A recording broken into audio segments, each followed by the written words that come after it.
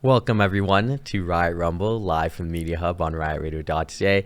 I'm your host Justin. With me as always is Dan, and we're back for another episode talking about the WWE. So first of all, Dan, really excited to be back. Second episode. It's going to be fun. Yeah. We're joined with some more things today as well. Wanted to jazz it up, brought in some pop figures, at the Prime bottle, sponsored by Prime.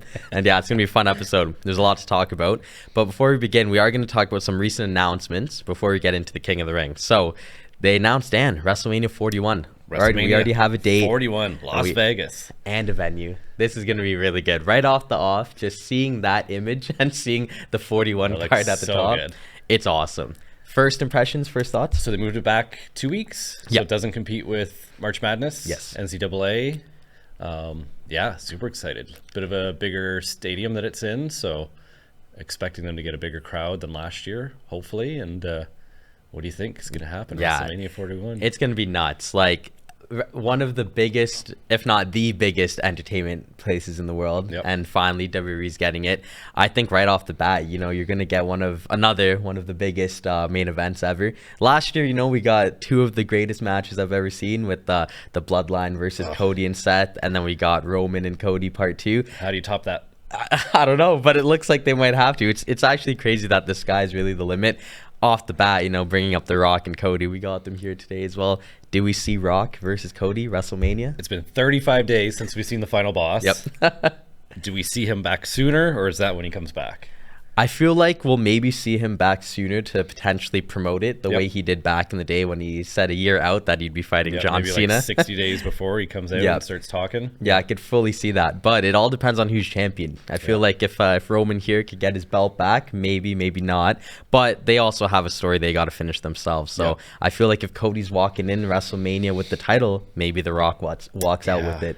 So it'll be interesting for sure. Have you seen The Rock training for MMA for the movie that he's doing? He's looking in great shape. The Rock looked good at WrestleMania 40. So WrestleMania 41 with these new MMA tricks. Yeah. I'm worried.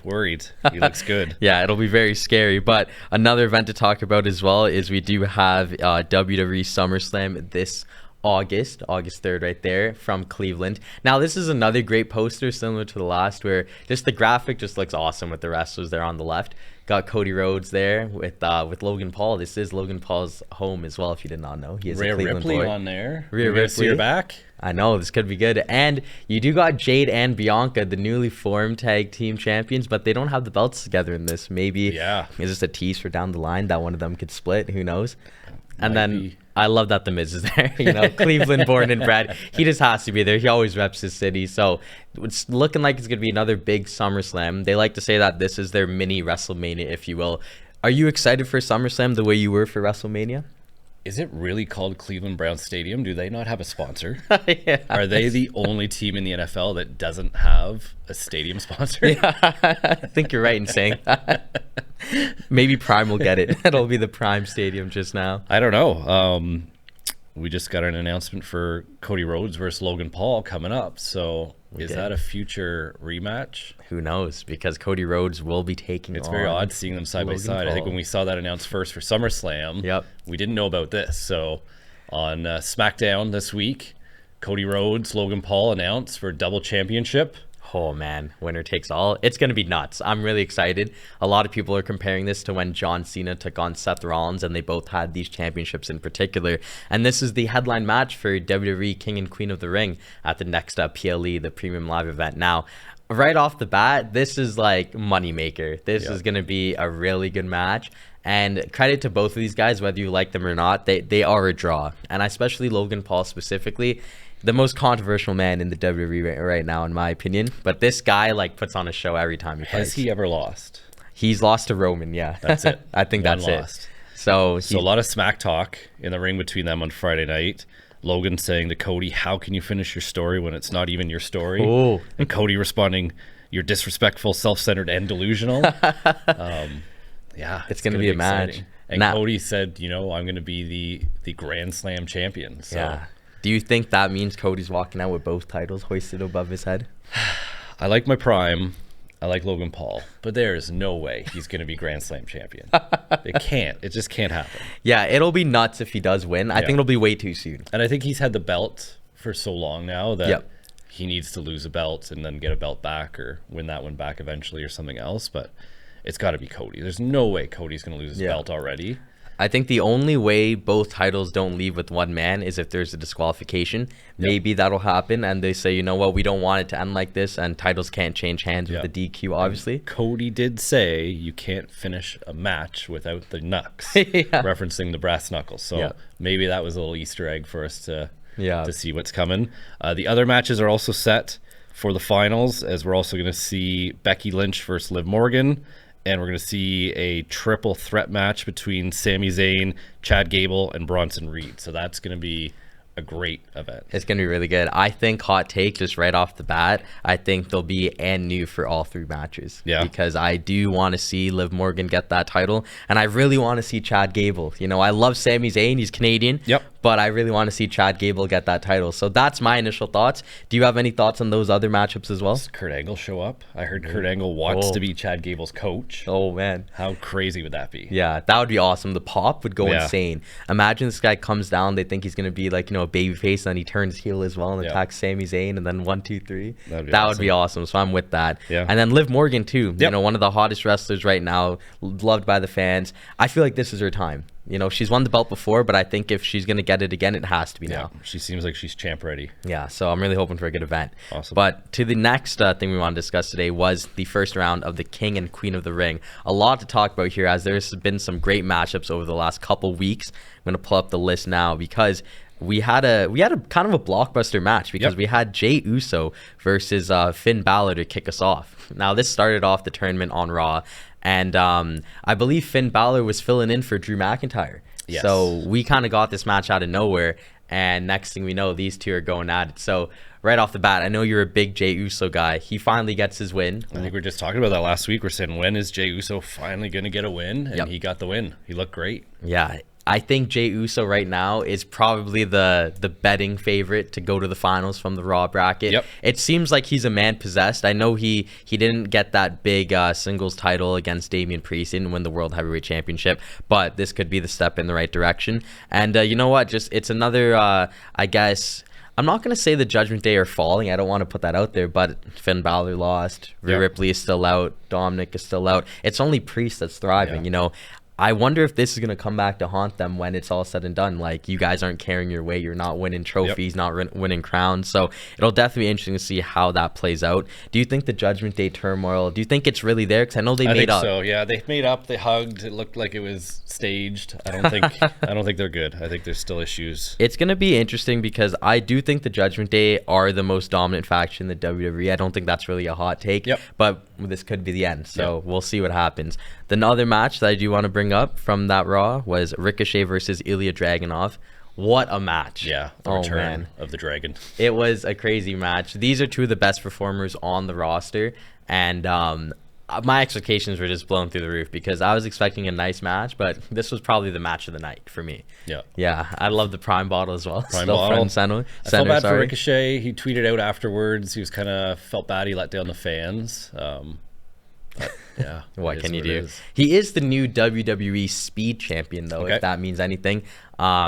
I don't think the title's made an on-TV appearance yet, but on X it has been there. But yeah, with Ricochet, he's one of those ones where he's such a talent to where, like, you know, when you see him losing in the first round of King of the Ring, it does suck because he could easily grow and win it. So I thought it was a good match, and Dragunov is touted for a good run on the main roster. He's a fan favorite. I actually saw a poll that said I think like 70% of fans thinks one day he'll be a World Heavyweight Champion. I could see it. He's a great wrestler, and this was a great way to introduce himself to more of the casual fans that don't know him. If you've been watching him since NXT UK, then this is not a surprise. So I was really impressed by him. And then the main event of the evening, though, was Gunther versus Sheamus. What a banger. Man, banger after banger after banger. This match was really good, and I was really happy to see Sheamus out there because this was probably his best match since he's been back. He's getting a lot of stick in the media and about not being in shape, but I think he was great out there. So you can see the battle damage on his chest. Boy, was he marked up after this fight. Yeah, no, it was brutal. Unfortunately for him, he did not pick up the victory as Gunther was able to make him submit.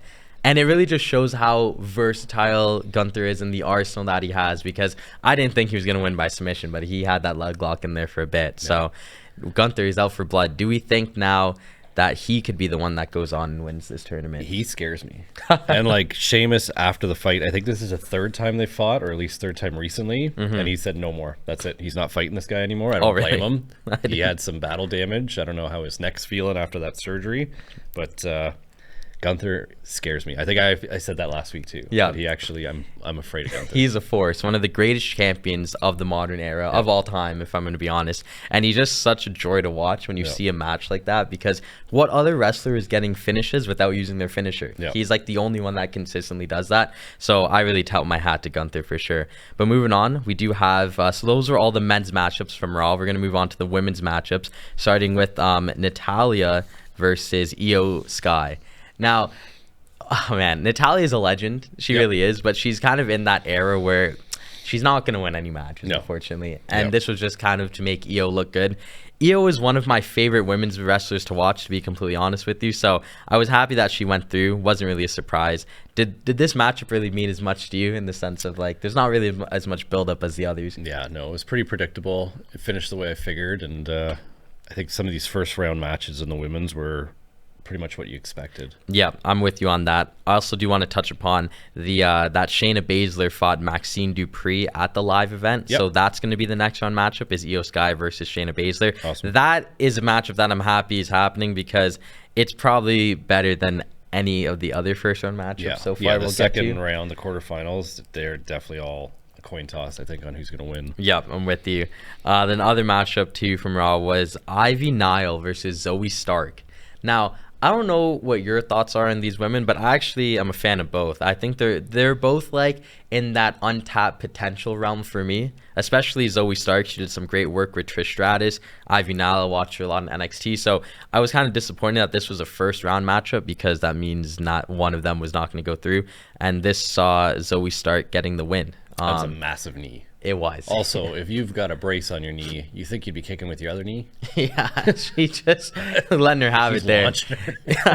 Yeah, so the former protege of Trish Stratus, she's moving on. I would say she's a sleeper pick, but we'll get on to her second matchup in a bit. But yeah, I'm happy that she won. I do like Ivy Nile, and I think her time is coming. But in terms of Zoe Stark, I'm high on her, so I'm glad she won. And then the next matchup, which the winner will face Zoe Stark, was between Dakota Kai and Lyra Valkyria. Now, these are two women. That was a good match. Yeah, really talented women, these two. Off the bat, are you familiar with these two? I know they have a bit of background in NXT. Do you know them from there? Or? Yes. Yeah, and I did see some of the backstage mouthing going on, so I like when they keep that stuff consistent. You know, they bring it from other shows. I'm a big fan of Lyra. She was really good to watch at NXT, and she got the victory. Yes. So Lyra Valkyria versus Zoe Stark. I'm intrigued for that matchup. Do you have any predictions off the dome of who's going to win that one? Probably Zoe Stark, maybe, but we'll have to wait and see what happens. Yeah. I will say, like I said before, these quarterfinals matchups for the women are going to be really good, because coming up, we're going to be looking at the SmackDown side of things, which honestly, SmackDown had some good matches this past Friday. SmackDown was good. I was impressed. So the first matchup for the women of SmackDown to discuss is Jade Cargill versus Piper Niven, which was a pretty solid match. You got Chelsea Green in the corner there. I always like when the matches are more than just one commercial break, and I'm pretty sure this one was. Yeah, this was a long fight. Yeah, you got Jade pulling out all the stops with her stinger splashes, and then of course you got Chelsea Green in her Can she be beat? I don't know if she can. Really and truly. She's on fire right now. She's one of those stars where she could pull up and say nothing, and the crowd would be cheering. This is awesome. She just has that aura to her, as they say. And so she got the win. And just on that note, just to kind of relate, I would say she's probably the favorite after a dominating performance like that. I would say she's definitely one of the favorites. I don't know who could stop Jade Cargill, and maybe we'll get to a prediction to that later on. But until then, the next matchup, which was probably my favorite match of the night, was Tiffany Stratton versus Minchin. Now, I'm a big Tiffy guy, as you know. It is Tiffy time. That's my pick to win. I don't know if she's going to, but if anyone's going to beat Jade, it's going to be her. It's probably Tiffany. I think Tiffany Stratton, similar to oh my god, why am I forgetting her name? Liv Morgan. I don't know why. I was gonna call her Alexa Bliss. Similar to Liv Morgan, she's so hard right now that you need to put the belt on her. And unfortunately, I don't think she's gonna win the belt because she lost at the pay-per-view. So give her the queen. I think this could be a realistic prediction. I think Minchin, it's unfortunate that she hasn't really done anything the past couple of years. She's a fantastic wrestler, but clearly this wasn't really meant for her. And then the matchup after that to set up the winner was Bianca Belair versus Candice LeRae. Now, another set of just two women that have just been absolute dogs. They came up together in the NXT. Bianca Belair got this in a rather easy win, I would say. And just like Jade, like Bianca, like the athleticism, unbelievable. Like, how do you beat someone like Bianca Belair? Especially the two of them together. Like, as a tag team, I don't know how anyone beats them, but they're like the mega powers from back in the day. It really is. And so just to touch on those matchups. So we have on that side of the SmackDown bracket, in the second round, we will be seeing Nia Jax take on Jade Cargill, which Nia Jax did defeat Naomi on Friday Night SmackDown there. That matchup intrigues me because these are kind of the two forces where how do you beat them, and now they're facing off in the second round. Is this a Jade Cargill masterclass again, or do we think Nia Jax kind of pulls off the upset? Looking at the bracket, you see Jade and you see Bianca, and you think, are they going to meet? I know, yeah. Are they going to meet? Is it going to cause a problem with the tag team? I just think Jade right now is on such a roll that I don't see anyone beating her. Yeah, that's not a bad take at all.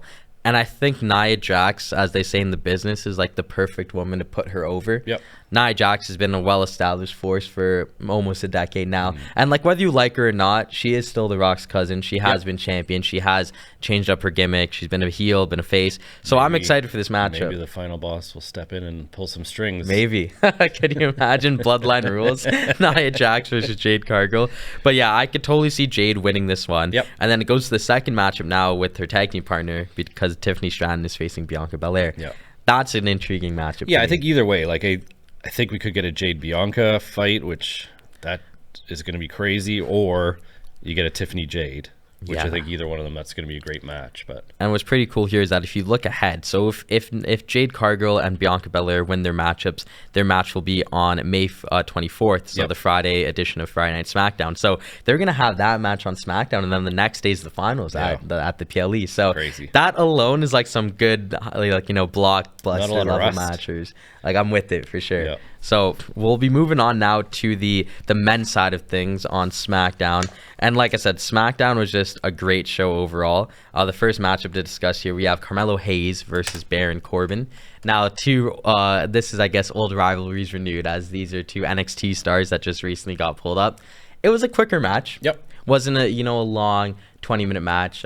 Corbin actually, unfortunately, got rolled up, and Carmelo Hayes was able to steal the win. But first impressions on Carmelo Hayes since his main roster. He's good. Starting off against Cody Rhodes in your first fight, and now get a big W in the tournament.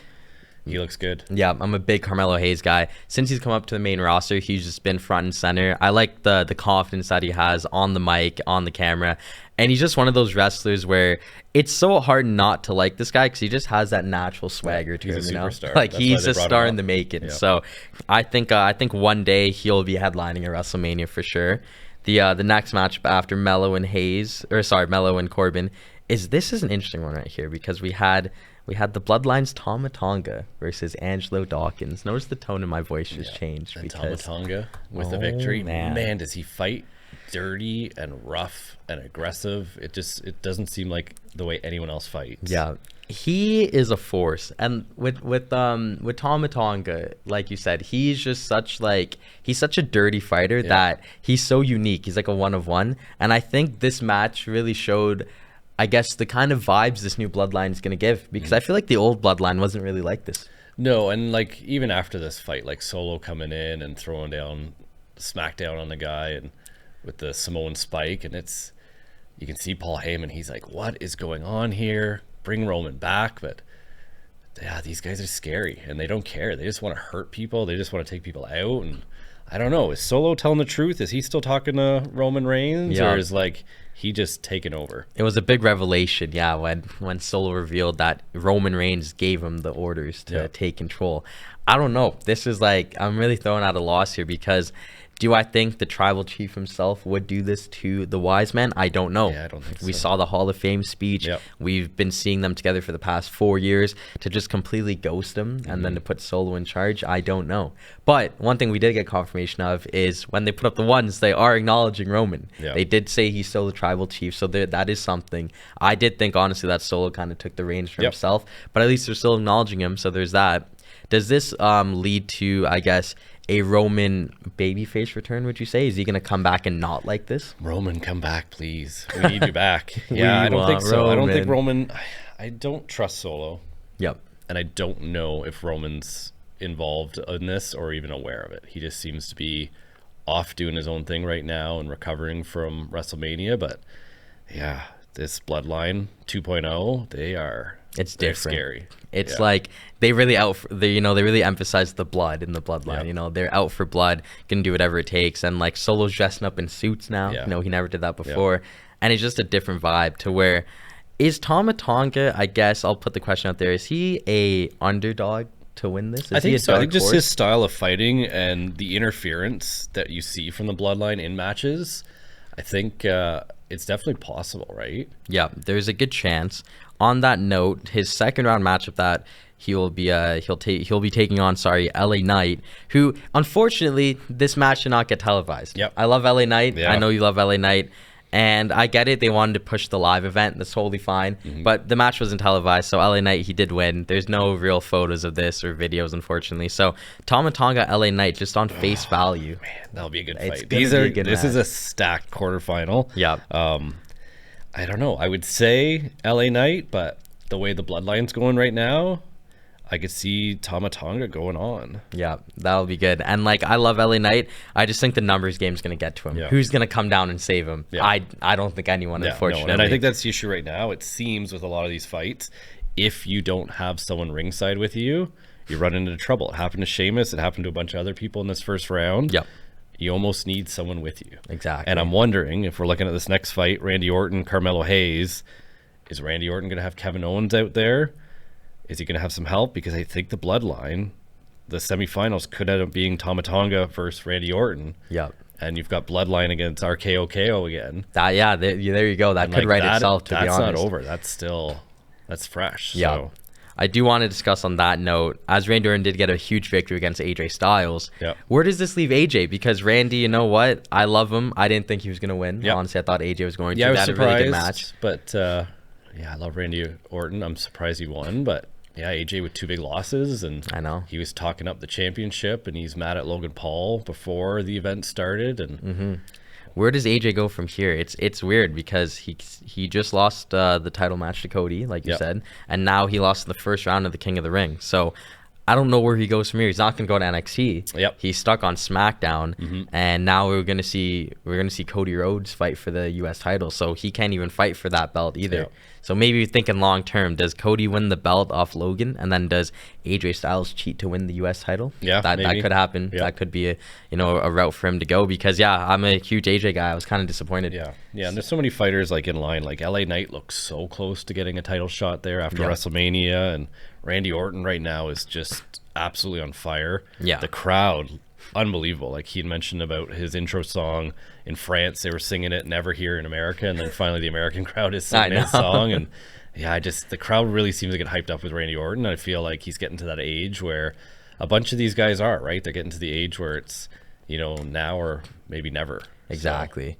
I will, before we wrap it up, the quarterfinals are pretty stacked Yep. for both the SmackDown and the Raw side. Gunther versus Kofi Kingston. I think Gunther is going to take I think that. Gunther too. He just seems unstoppable right now, and once again, like the ring interference, right? Exactly. He'll have help. It's unfortunate because I know we just mentioned the SmackDown matchup. So the other Raw matchup that intrigues me is Ilya Dragunov and Jey Uso. Who wins this one? We're you know? eating all the way. It's But gotta be. I really hope it is. Gotta do Yeah. the yeet. I really hope. I just feel like But Dragunov, man. leading up to WrestleMania and post, Jey Uso lost so many matches that propelled other people that it's his turn. He's got to go. He's so popular right now. Yep. He's so on fire. The crowds are just in love with him. And if you're looking at the end game, Jey Uso versus Tama Tonga would be pretty awesome. Oh yeah, That would be would nice, right? Like, where's Jey Uso's brother? We haven't seen him still, and like, I'm ready for them to kiss and make up, and Yep.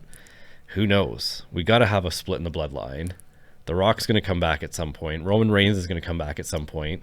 And what better to have one of them with the Usos and the other with the bloodline? Yeah. And then you've got a massive rivalry. Man, that could be the start. That's honestly, book it, as they Yeah. would say. We can Book get the it. finals. We got Jey Uso, Tama Tonga. We're locking in. That's the prediction from Riot Rumble. I'm with you on that. I think for the main storyline, I think that's Yep. for me. I'd like to see. But then do you let Carmelo Hayes? Does he get in there? You got some young blood, and or There's does a Randy lot Orton of talent. drag through? Right, the Viper, like, Or do he's we looking jacked right now. do we do Randy versus Jay in the finals, and you just move it to France instead? Yeah, and They we could still go get back. bloodline too, right? Like if we get Randy and Tama Tonga, Yep. you still got a bloodline feud going on too. So I think regardless, I think Tama Tonga has to win, because I think either in the semifinals or the finals, we've got the bloodline taken over, right? Yeah. It's gonna be good. This tournament is really shaping up better than I thought it would be. Yeah. So I've been really impressed Yeah, with it's it so unbelievable. far. Really good. And round one was just awesome to talk about. So I think that's gonna do it for us today. Thank you again, Dan, for Yeah, coming thank you. on. I'm excited for next week. And yeah, honestly, King of the Ring, Queen of the Ring, gonna be a great PLE for sure. So that's gonna do it for us today. Thank you guys again for watching. And don't forget, you could follow us on Instagram at Riot_Rumble and at DCSA Media Hub. So thank you guys once again. I'm Justin, this is Dan, and this has been Riot Rumble. So thank you guys for watching. Thank you.